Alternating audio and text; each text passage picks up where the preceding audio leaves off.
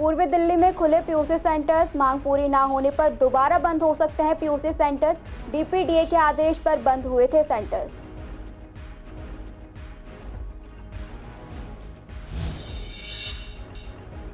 विवेक विहार अग्निकांड में लगाई गई हल्की धाराएं, वर्तमान धाराओं से होगी 2 या 3 साल की सजा, सख्त धाराओं से हो सकती थी 10 साल की सजा।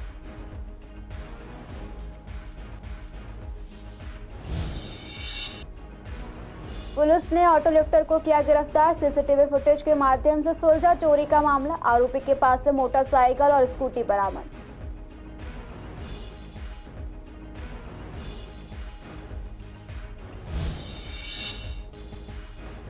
कांवड़ यात्रा शुरू होने के बाद भी शिविर नहीं है तैयार, कांवड़ियों को यात्रा में हो रही है परेशानी, कांवड़ियों को नहीं मिल रहा है शिविरों में पूरी सुविधाएं।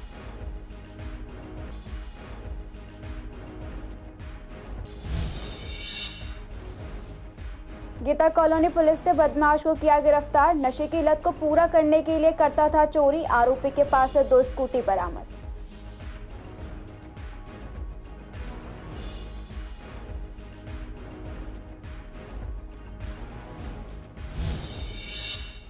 नमस्कार, आप देख रहे हैं CCN लाइव। मैं हूं आपके साथ दुर्गा शर्मा। आप सभी का स्वागत है हमारे खास कार्यक्रम पूर्वी दिल्ली खास में। बुलेटिन की शुरुआत करेंगे कुछ खास खबरों के साथ। दिल्ली में गाड़ियों के प्रदूषण के जांच का शुल्क कम बढ़ाने के विरोध में बंद किए गए 700 प्रदूषण जांच केंद्रों यानी कि पीयूसी सेंटर की हड़ताल खत्म हो गई है। ये पीयूसी सेंटर्स आमतौर पर पेट्रोल पंपों में चल रहे थे। दिल्ली पेट्रोल डीलर्स एसोसिएशन यानी DPDA ने हड़ताल वापस ले ली है। लोग अब पीयूसी सेंटर पर गाड़ियों के प्रदूषण की जांच करा सकते हैं। दिल्ली सरकार ने प्रदूषण जांच शुल्क जुलाई में 40 रुपए तक बढ़ा दिए थे, लेकिन DPDA की मांग थी कि गाड़ियों के प्रदूषण का जांच शुल्क कम से कम 150 रुपए होना चाहिए था। सरकार ने 2 व्हीलर और 3 व्हीलर के लिए प्रदूषण जांच शुल्क 60 से बढ़ाकर 80 रुपए कर दिया था। पेट्रोल, CNG और LPG से चलने वाली गाड़ियों का रेट 80 रुपए से बढ़ाकर 110 रुपए कर दिया गया था। इसी तरह डीजल की गाड़ियों का जांच शुल्क भी 140 रुपए तय किया गया। DPDA के अध्यक्ष निश्चल सिंघानिया के मुताबिक वाहनों के प्रदूषण का जांच शुल्क कम होने से स्टाफ का खर्च, बिजली का बिल और दूसरे खर्च नहीं निकल पा रहे हैं, इसलिए ये बढ़ोतरी बहुत कम थी। 15 जुलाई से दिल्ली सरकार के परिवहन विभाग की ओर से गाड़ियों के प्रदूषण की जांच का शुल्क बढ़ाया गया, लेकिन इसके साथ ही सारे पीयूसी सेंटर्स में हड़ताल कर दी गई और काम भी ठप कर दिया गया। इससे दिल्ली के लोगों को बहुत ज्यादा परेशानी हो रही थी। वीरवार को पेट्रोल डीलर्स एसोसिएशन के पदाधिकारियों के ट्रांसपोर्ट डिपार्टमेंट के सीनियर अफसरों के साथ मीटिंग की गई। मीटिंग में हड़ताल खत्म करने के लिए कहा गया और ये भी आश्वासन दिया गया कि सरकार 2 महीने के बाद स्थिति का रिव्यू करेगी। इस विश्वास के साथ हड़ताल खत्म कर दी गई। दरअसल सरकार ने इस स्थिति से निकलने के लिए दूसरे विकल्प तलाशने शुरू कर दिए थे। सरकार ने CNG स्टेशनों और मेट्रो स्टेशनों पर पीयूसी सेंटर्स बनवाने का फैसला कर लिया था। पेट्रोल पंपों के लाइसेंस खत्म करने की धमकी भी दे दी गई थी। इसे देखते हुए पेट्रोल पंप मालिकों का मन बदल गया और उन्होंने हड़ताल खत्म कर दी। इस पर पीयूसी कर्मचारियों ने क्या कुछ कहा, सुनिए। अभी तो सरकार की तरफ से कोई आदेश नहीं है। सरकार ने कहा कि अपने ओपन करो, कुछ अगर आता है तो बता दिए जाएंगे हमें। बाकी हम पुराने रेट पे पैसे ले रहे हैं, 77, 95 और 118 बस। अच्छा, तो सर जब बंद थे तो पब्लिक कैसे परेशान होकर जा रही? पब्लिक तो हो रही थी परेशान, इधर से उधर घूम रही थी। तो आपकी क्या मुख्य मांगे थी पैसे बढ़ोतरी को लेकर? पैसे बढ़ जाए, पैसे कम है। दिल्ली के अंदर DCDA ने कुछ दिनों पहले पोल्यूशन जांच सर्टिफिकेट बनाने बंद कर दिए थे। उनका कहना था कि जो सरकार ने बढ़ोतरी की है वो करीबन 30 से 35% की है, जिससे वो संतुष्ट नहीं थे, क्योंकि उनकी लास्ट बढ़ोतरी करीबन 10 साल पहले हुई थी। अभी आप देख सकते हैं कि दिल्ली के अंदर फिर से पॉल्यूशन सर्टिफिकेट बनना शुरू हो चुके हैं और तमाम जगहों पर पॉल्यूशन सर्टिफिकेट व्हीकल के बनाना पॉल्यूशन सेंटर्स चालू कर चुके हैं। इस पे जब पॉल्यूशन सर्टिफिकेशन पे जब बात की जा रही थी जनता से, तब उस टाइम बहुत परेशान थी, क्योंकि पॉल्यूशन नहीं बन पा रहे थे और लगातार दिल्ली पुलिस या ट्रैफिक पुलिस उनके चालान कर रही थी और उनको लग रहा था कि हमें पॉल्यूशन तो सबको ज़रूरी होता है, क्योंकि दिल्ली सरकार का ऑर्डर है कि पॉल्यूशन सर्टिफिकेट होना ज़रूरी है। तो यहाँ की जो पूर्वी दिल्ली की जनता है अपने पड़ोसी राज्य उत्तर प्रदेश के अंदर बना रही थी, लेकिन अब उनसे सुताई हो गई है, क्योंकि अब DCDA ने हड़ताल ख़त्म कर दी है और दिल्ली के अंदर पॉल्यूशन सर्टिफिकेट बनना फिर से शुरू हो चुके हैं। लेकिन हालांकि अभी तक उनकी जो मांगे थी वो पूरी नहीं हुई हैं, फिर भी समझौता हुआ है DCDA और सरकार के बीच में और पॉल्यूशन सर्टिफिकेट बनने शुरू हो चुके हैं। वीडियो जर्नलिस्ट अतुल भारद्वाज के साथ विवेक पठान, CCN दिल्ली। पूर्वी दिल्ली के विवेक विहार में हुए अग्निकांड का खुलासा एक हत्याकांड के रूप में देखने को मिल रहा है। आपको बता दें, बीते दिनों विवेक विहार पुलिस ने कड़कड़मा कोर्ट में अग्निकांड के ऊपर एक चार्जशीट दर्ज की, जिसमें उन्होंने धारा 304A का उल्लेख किया। इस पर संवाददाता विवेक पठानिया ने वकील से बात की। उनका कहना है कि ये धारा भी हल्की है। वकील का मानना है कि इसमें कम से कम 300 और 301 धारा लगनी चाहिए थी, ताकि उनको करीबन 10 साल तक की सजा मिल सके। वकील का कहना है कि अपनी जिम्मेदारी से भागना तो उस डॉक्टर के खिलाफ हत्या का मुकदमा दर्ज होना चाहिए। अभी पुलिस ने जो धाराएं लगाई हैं वो अपनी धाराएं लगाई हैं, उससे केवल 2 या 3 साल की ही सजा होगी। एक्चुअली पुलिस ने जो सप्लीमेंट्री चार्जशीट करी है दाखिल, उसमें पहले वाले में सेक्शन थे 304 और 304A 308। अब सप्लीमेंट्री वाली में भी इन्होंने 304 और 308 ऐड करा है। मेरे अकॉर्डिंग तो सप्लीमेंट्री चार्जशीट में भी इन्होंने सेक्शन लगाए हैं हल्के।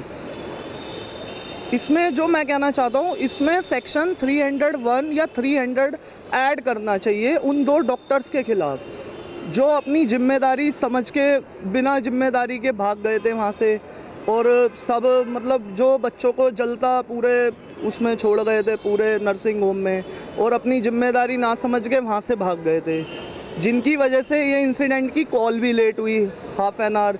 जैसे जो सुनने में आ रहा है फैक्ट्स के अकॉर्डिंग कि 10:55 पे आग लगी थी, कॉल जाके हुई 11:30 बजे।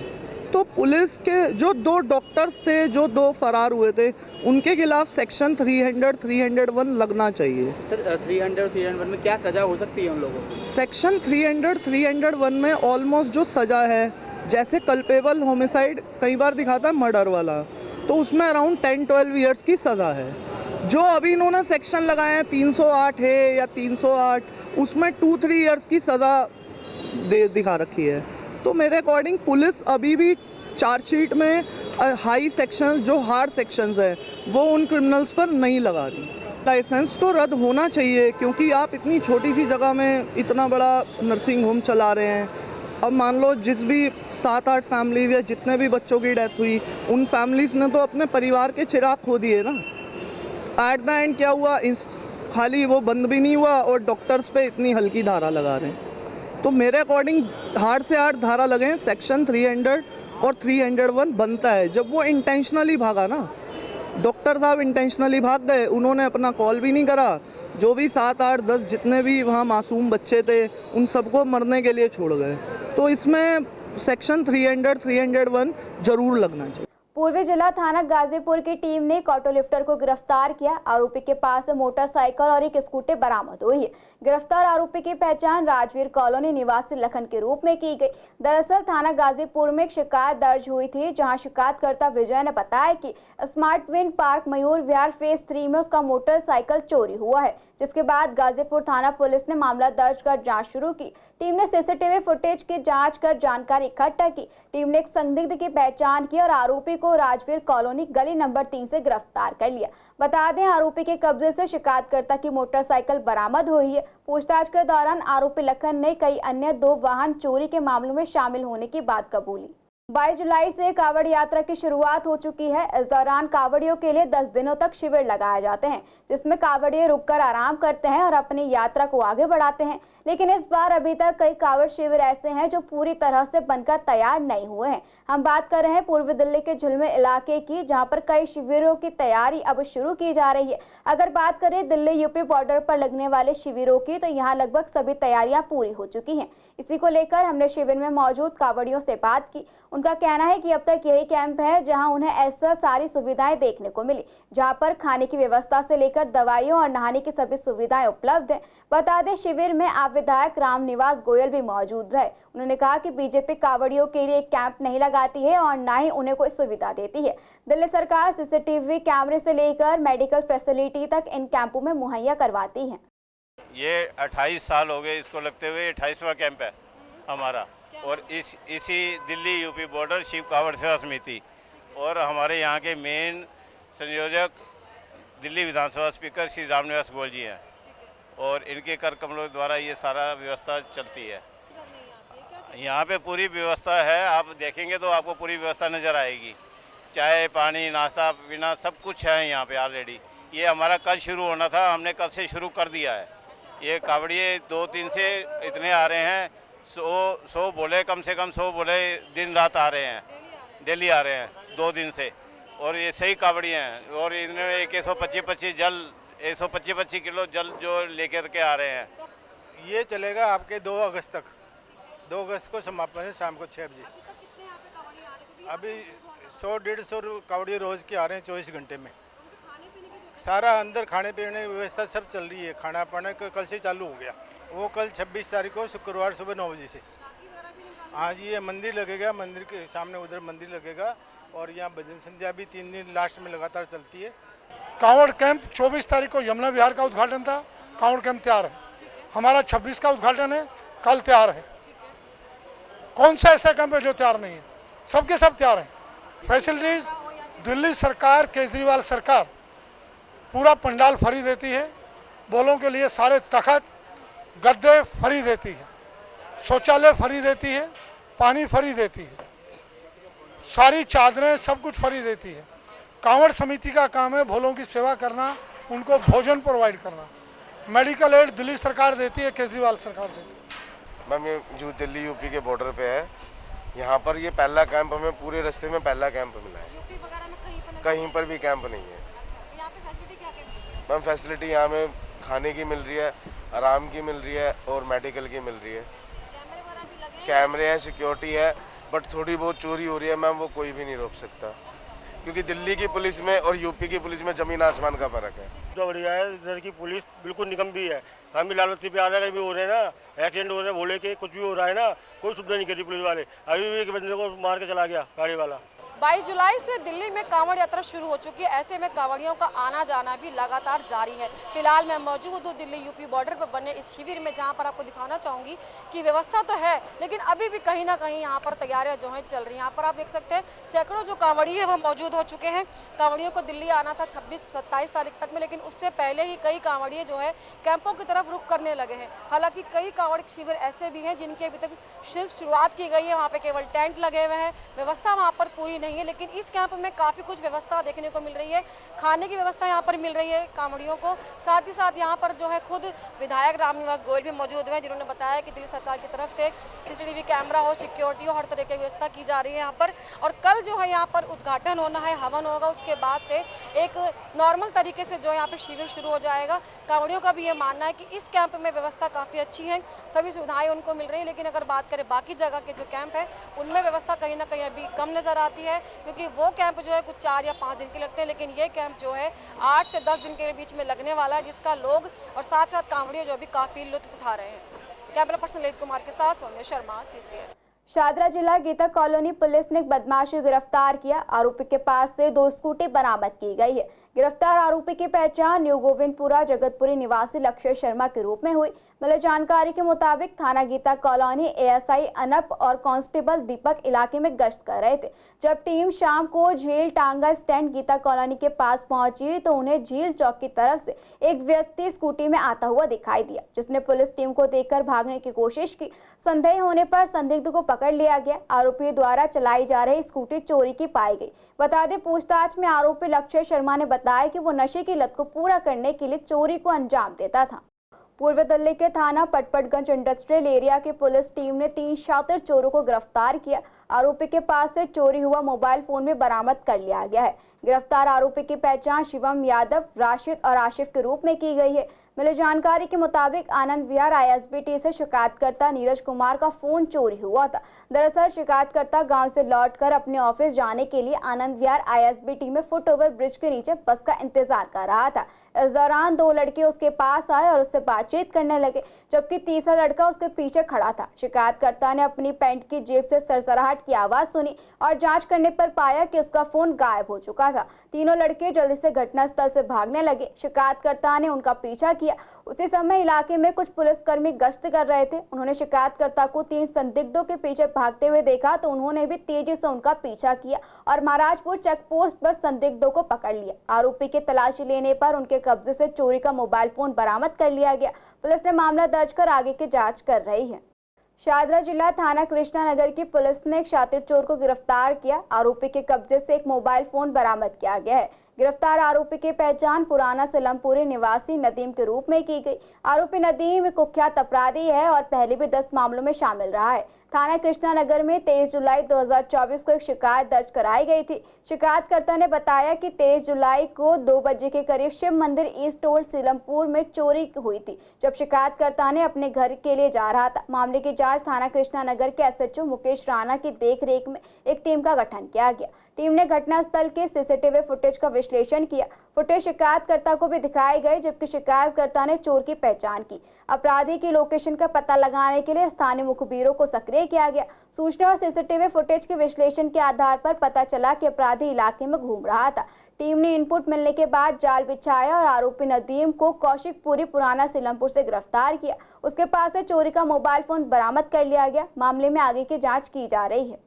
दिल्ली यूनिवर्सिटी के अंडर ग्रेजुएट स्टूडेंट्स के लिए अगले सेशन में समस्याएं बढ़ने वाली है। ड्यू ने अब पासिंग मार्क्स के लिए 50% से बढ़ाकर 63% मार्क्स लाना अनिवार्य कर दिया है। इसी को लेकर सीसीएन संवाददाता सोनिया शर्मा ने स्टूडेंट्स से बात की।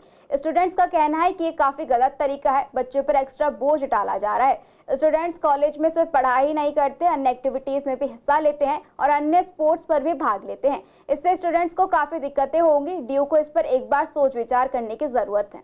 अभी एक फैसला है जिसमें यह है कि पहले जो था यूजी के स्टूडेंट्स को 50% 2 सेमेस्टर में लाने होते थे, 3rd सेमेस्टर में एडमिशन लेने के लिए, लेकिन अभी एक नया सर्कुलर है जिसमें यह कहा गया है कि 63% कंपलसरी है, जिससे कि स्टूडेंट्स के अंदर जो है एक्स्ट्रा जो है उन पर प्रेशर आता है पढ़ाई को लेके, और उसके अलावा जो है दूसरी एक्स्ट्रा करिकुलर एक्टिविटीज़ में पार्ट नहीं ले पाते, और सिर्फ उन पर प्रेशर आ जाता है स्टडी का, जिस वजह से वो बाकी चीज़ों में जो इन्वॉल्व नहीं हो पाते। तो मुझे लगता है ये यूनिवर्सिटी को फैसला वापस लेना चाहिए, जिससे कि स्टूडेंट्स जो है एक्स्ट्रा करिकुलर एक्टिविटीज़ में भी पार्ट लें और ये जो प्रेशर उन पर बनाया जाएगा वो प्रेशर को दूर करें। हमें भी मालूम पड़ा है कि दिल्ली यूनिवर्सिटी का एक फैसला आया है जिसमें जो 2 सेमेस्टर में पासिंग मार्क्स था उसका क्राइटेरिया 50% था, जिसको बढ़ाकर 63% कर दिया गया है। तो ये जो निर्णय है ये बिल्कुल भी स्वागत योग्य नहीं है, क्योंकि दिल्ली विश्वविद्यालय में जो छात्र है वो पढ़ाई के साथ साथ अन्य कई कार्य जैसे कि कोचिंग करता है, वो अपने कॉम्पिटिटिव एग्जामिनेशंस की करिकुलर एक्टिविटीज़, अपना जो पैशन है जैसे कि डांस, एक्टिंग है, कुछ भी है, उसको भी परस्यू करता है। तो इस प्रकार का जो एकेडमिक बर्डन जो स्टूडेंट के ऊपर डाला जा रहा है ये बहुत गलत है और इसको दिल्ली विश्वविद्यालय को त्वरित रूप से वापस लेना चाहिए। पूर्वी दिल्ली के अस्पताल इहबास हेल्थ एम्प्लॉयज यूनियन के द्वारा नर्सेस डे के उपलक्ष्य में रक्तदान शिविर का आयोजन किया गया, जिसमें हॉस्पिटल के कर्मचारियों ने बढ़ चढ़कर भाग लिया। ये रक्तदान जीटीबी हॉस्पिटल की रक्तकोष टीम द्वारा किया गया। इहबास हॉस्पिटल के डॉक्टर्स ने भी अपनी सेवाएं दी। मारवाड़ी युवा मंच के कार्यकर्ताओं ने सराहनीय योगदान इस कार्यक्रम में दिया। इस कैंप का जायजा लेते हुए पाया गया कि जिस हॉल में रक्तदान का आयोजन हुआ था वहां पर एसी भी कार्य नहीं कर रहा था, जिससे संख्या में कमी देखने को मिली। आयोजक Manish Sankhla, president IHBAS health employees union, भी इहबास हॉस्पिटल की कमियों को छिपाते हुए नजर आए। उनका कहना था कि फैन की व्यवस्था की गई है। वहीं इहबास ब्लड डिपार्टमेंट के डॉक्टर अंशु गुप्ता ने भी इस पर चुप्पी साधी रखी। इस खास मौके पर doctor Om Prakash DMS, doctor Deepak Kumar head of the department और मानसिक रोग विभाग के डॉक्टर सरजीत खुराना मौजूद रहे। डोनेशन करने से जो हमारा पुराना ब्लड है ना वो निकल गया, नए ब्लड हमारा तैयार होता है फिर बॉडी में। जैसे मान लीजिए किसी पौधा को आप काट दीजिए तो नई तरह के नए टन्नी आते हैं। इस तरह से ब्लड डोनेट करना चाहिए ताकि जो पुराने ब्लड हैं या ऐसा कोई समस्या है वो विड्रॉ हो जाए, नई तरीके से नई ब्लड बने। ये मैसेज देना चाहता हूँ आम जनता को कि आप आएँ और ब्लड डोनेट करें जन कल्याण के लिए। ये ना सोचें कि आपको कमजोरी होगी, आपकी कोई कमजोरी नहीं होती। आप जितना ब्लड डोनेट करोगे वो आधे घंटे के अंदर वो लगभग या 1 घंटे के अंदर वो सारा फॉर्म उतना तैयार हो जाता है। ब्लड डोनेशन एक बहुत ही नोबल कॉज है, ये करना चाहिए। आपको कोई कमज़ोरी, कोई वीकनेस नहीं होती है, जो कि आम लोग सोचते हैं कि हम वीक हो जाएंगे ब्लड डोनेट करके। ऐसा बिल्कुल नहीं है, बल्कि आपको अच्छा लगेगा। जो भी आप रक्तदान करते हैं वो किसी ना किसी मरीज़ के लिए यूज़ होता है। हम लोगों ने अपने डोनर्स के लिए एक डोनर कप दे रहे हैं उनको मोटिवेट, ताकि वो मोटिवेटेड रहें। साथ में एक जीटीबी से डोनर कार्ड मिलेगा उनको, जो कि 1 साल के लिए वैलिड रहेगा, और 1 साल के अंदर अगर उनको कभी अपने लिए और अपने रिश्तेदार के लिए एक यूनिट की ज़रूरत पड़ती है तो वो काम आएगा उनके। मैम, जैसे आप इंचार्ज भी हैं और ब्लड कैंप से भी यही बात से हैं, क्या लगता है कि जो डोनर्स आ रहे हैं उनके लिए कैसा वातावरण रखना चाहिए, कमरे में कैसे रहना चाहिए? एक तो साफ़ सफाई का बहुत ध्यान रखना चाहिए, और जैसे आजकल मॉनसून सीज़न है तो उसमें ह्यूमिडिटी बहुत है, तो डोनर्स को कंफर्टेबल रखना है हमारा मेन वो है। और डोनेशन के बाद उनको हमने रिफ़्रेशमेंट वगैरह, पानी और सबकी अरेंजमेंट कर रखी है। सर, जब मैंने जायज़ा लिया तो देखा कि हर जगह ब्लड डोनेशन कैंप कूलिंग में होता है, लेकिन वहाँ पे अभी तक AC नहीं हो पाए या पंखों की हवा में ब्लड डोनेट कर रहे हैं डोनर, उस पर क्या कहना चाहेंगे आप? AC हमारा सेंट्रलाइज AC है जो कुछ कम काम कर रहा है। मैं 2 बार सेंट्रलाइज AC जहाँ से ऑपरेट होता है वहाँ 2 बार जाके बोल के आया हूँ कि कुछ कूलिंग बढ़ाइए। वो वहाँ से प्रयासरत हैं कूलिंग बढ़ाने के। हो सकता है कि कुछ समय बाद कूलिंग बढ़ जाए, और कूलिंग अगर नहीं बढ़ पाती है तो हम लोगों ने पंखे की व्यवस्था करवा दी है, पंखे लगवा दिए। लास्ट वार का मैंने नहीं बोला था, जब हमने फर्स्ट वार कैंप लगाया था आज से 4 साल पहले, जब हमारी ब्लड डोनेशन हमारा 99 यूनिट था। और इससे पिछली बार जो हमारा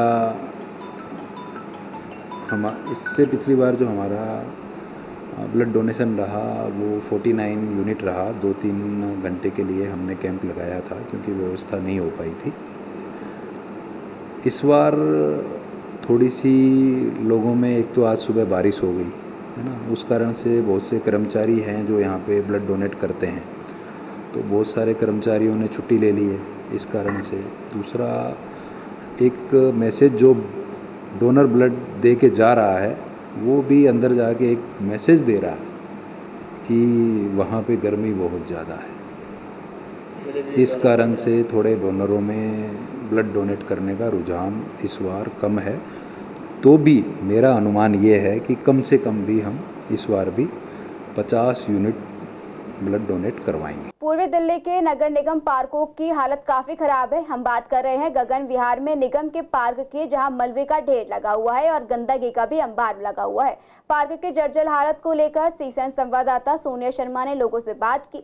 यहां आने वाले लोगों का कहना है कि पार्क में बेतहाशा गंदगी फैली रहती है। कुछ महीनों से यहां गंदगी बढ़ती ही जा रही है। यहां हमें मजबूरी में टहलना पड़ता है। लोगों ने आगे बताया कि यहां बारिश के बाद पानी भर गया था, जिसे ढकने के लिए घरों की मरम्मत से निकला मलबा डाला गया। लोगों का कहना है कि इसको लेकर कई बार शिकायत की गई है, लेकिन इस पर कोई सुनवाई नहीं होती है। पार्क ये गगन विहार का पार्क लगता है, गेट नंबर 1 के सामने। कंडीशन तो बुरी है, कोई ध्यान ही नहीं देता। यहाँ के विधायक कोई ध्यान ही नहीं दे रहे, तो क्या करा जाए। गंदगी बहुत ज़्यादा गंदगी, पानी भर जाता है। यहाँ पर कंस्ट्रक्शन पे थे वो, और कुछ लोगों का भी है। लोगों ने अपने घरों के वैसे भी डाल रखे हैं। यहाँ मतलब साफ सफाई करने वाले कोई वो नहीं रखे हैं। पार्क में आते किस लिए लोग? टहलने के लिए, घूमने के लिए। इससे बढ़िया तो आप देख लो, रोड अच्छी है। पार्क से बढ़िया तो फ़ायदा क्या है पार्क का? अब बहुत टाइम से, जब से बारिश हुई है तब से तो कुछ नहीं हुआ। हाँ, कुछ टाइम पहले समर वेकेशंस में तो यहाँ पे कैंप वगैरह चल रहे थे, योगा वगैरह, तब तक तो हालत ठीक थी। अब थोड़ा ख़राब सा हो गया है। मॉर्निंग वॉक के लिए तो सब आ ही जाते हैं और इवनिंग वॉक के लिए आते हैं। नहीं मैम, ऐसा तो कुछ ऐसा लगता नहीं है। ग्रीनरी इतनी है भी नहीं यहाँ पर, बिल्कुल भी नहीं है। यहाँ पे पार्क की बहुत कमी है। इवन सामने देखिए वो पूरा खाली एक पड़ा हुआ है, इसको भी अच्छे से डेवलप कर सकते हैं, बट कभी हुआ ही नहीं है यहाँ पर। फिलहाल पूर्वी दिल्ली खास में इतना ही। खबरों के लिए बने रहिए सीसीएन लाइव के साथ।